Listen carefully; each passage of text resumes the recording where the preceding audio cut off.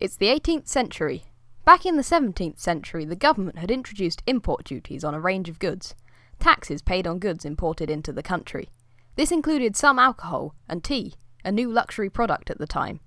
This created opportunity for people to make profit from smuggling. By the 18th century, more goods are taxed, including cloth, wine and spirits. Of course, smuggling activity increases, as there is even more profit to be made. Soon, Britain sees a rise in smuggler gangs, attempting to squeeze as much profit as possible out of this opportunity. 1700 to 1900. Smuggling. One such smuggler gang is the Hawkhurst Gang, named after the village of Hawkhurst in Kent. They control large stretches of the south coast of England. The gang operate on a much larger scale than previous smugglers, and are also far more organised. The group first began operating in 1735. However, their leaders, Arthur Gray and Thomas Kingsmill, are caught and hanged in 1748 and 1749, meaning that by 1749 the operations of the gang came to an end.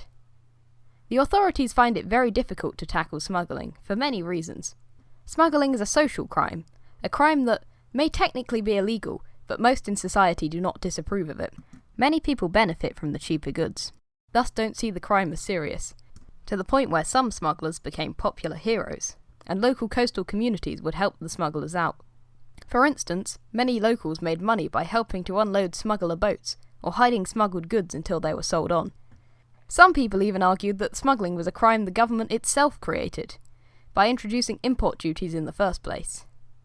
Even members of the powerful upper classes are reluctant to report smugglers. Instead, they help conceal the smugglers' activities. This is because many members of the upper classes often buy the cut-price goods sold by smugglers, so heavily benefit from the crime. Moreover, the smugglers often work at night, under the cover of darkness. With miles of unpoliced coastline, it's easy for smugglers to find a secluded cove to unload in. Despite being incredibly hard to crack down on, smuggling as a crime reduces on its own as it becomes less profitable.